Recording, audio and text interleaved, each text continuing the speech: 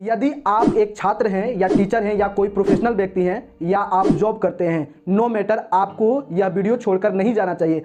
आपको अंग्रेजी का इतिहास या अंग्रेजी के बारे में ज़रूर जानना चाहिए, क्योंकि अंग्रेजी आज ऑफिशियल लैंग्वेज बन चुका है। साथ ही साथ आप चाहे जिस भी स्थान पे जाए, ऑफिस में काम करें, स्कूल में जाए या आप कंप्यूटर चलाएं, अंग्रेजी की ज़रूरत ज़रूर पड़ती है, या आप अच्छी खासी अंग्रेजी जानते भी होंगे और बोलते भी होंगे।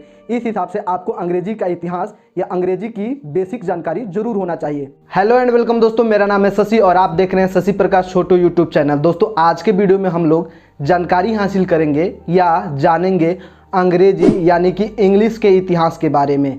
इस वीडियो में हम लोग जानेंगे अंग्रेजी की उत्पत्ति कब हुई थी, अंग्रेजी के जनक यानी कि फादर ऑफ इंग्लिश कौन है, तथा ओल्ड इंग्लिश, मिडिल इंग्लिश तथा मॉडर्न इंग्लिश किसे कहा जाता है। तो बने रहिए अंत तक मेरे साथ। इस वीडियो में आपका बहुत बहुत स्वागत है।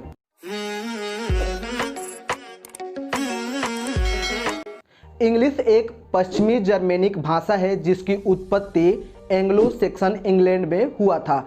बहुत सारे जानकार तथा इंग्लिश के इतिहासकारों का मानना है कि अंग्रेजी की उत्पत्ति 5वीं शताब्दी में इंग्लैंड में हुआ था। आज अंग्रेजी इतना फेमस है कि लगभग विश्व के सभी देशों का ऑफिशियल लैंग्वेज बन चुका है। जी हाँ, English is one of the official language of whole world.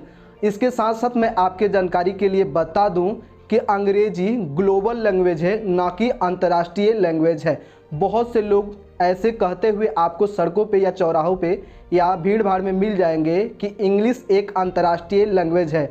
बहुत से लोग ऐसा बात बात में बोल देते हैं कि English is a international language, जो कि सरासर गलत है। अभी तक अंग्रेजी को इंटरनेशनल लैंग्वेज का दर्जा प्राप्त नहीं हुआ है। अंग्रेजी एक ग्लोबल लैंग्वेज है, जिसका अर्थ होता है कि अंग्रेजी एक बहुदेशीय भाषा है, अर्थात अंग्रेजी बहुत सारे देशों में बोली जाती है या प्रचलन में है, लेकिन अभी तक संघर्ष जारी है। अभी तक यह वीडियो बनाने जाने तक अंग्रेजी को इंटरनेशनल लैंग्वेज का दर्जा नहीं मिला है। अब बात कर लेते हैं अंग्रेजी के उस पड़ाव के बारे में कि अंग्रेजी में अर्थात ओल्ड इंग्लिश किसे कहा जाता है, मिडिल इंग्लिश किसे कहा जाता है, और साथ ही साथ मॉडर्न अंग्रेजी या मॉडर्न इंग्लिश किसे कहा जाता है। तो दोस्तों, 0 से 450 तक के अंग्रेजी को ओल्ड इंग्लिश कहा जाता है। 450 से 1143 तक के अंग्रेजी को मिडिल इंग्लिश कहा जाता है, और 1143 से ऑनवर्ड मतलब आज तक या 1143 से आगे आज तक के जितना अंग्रेजी है उसे मॉडर्न इंग्लिश कहा जाता है।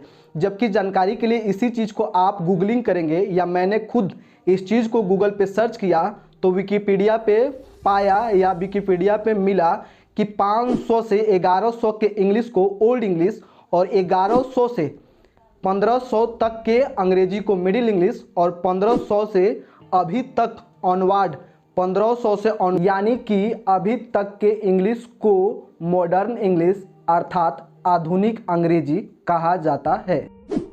अब आप बोलेंगे कि जब अंग्रेजी का खोज या अंग्रेजी की उत्पत्ति इंग्लैंड से हुआ है तो इतने सारे देशों में, जी हाँ, लगभग 43 देशों में अंग्रेजी एज अ फर्स्ट लैंग्वेज के तौर पे बोला जाता है, और लगभग 150 से अधिक देशों में अंग्रेजी एज ए सेकेंड लैंग्वेज या ऑफिशियल लैंग्वेज के तौर पे बोला जाता है।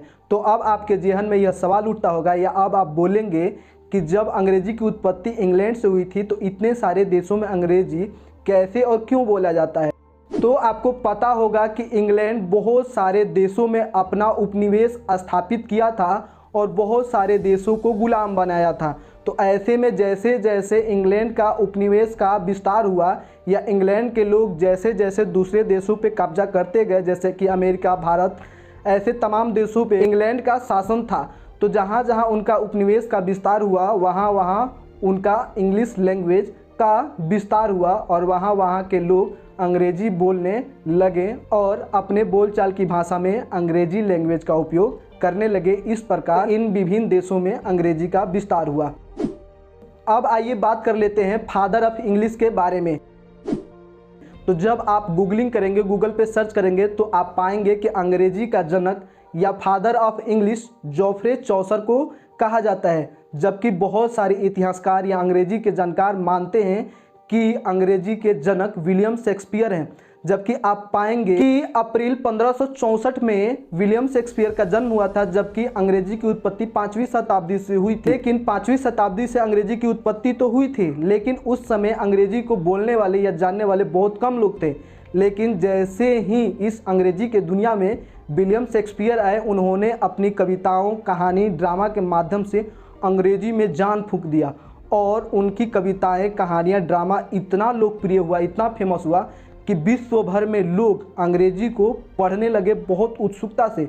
इसलिए अंग्रेजी में जान फूंकने के लिए और इसी आधार पर लोग मानते हैं कि अंग्रेजी के जनक विलियम शेक्सपियर हैं, जबकि और जगह पे आप पाएंगे कि अंग्रेजी के जनक जॉफ्रे चौसर थे। तो दोस्तों, अंग्रेजी का इतिहास या अंग्रेजी के बारे में यह जानकारी आपको कैसी लगी कमेंट करके जरूर बताइएगा।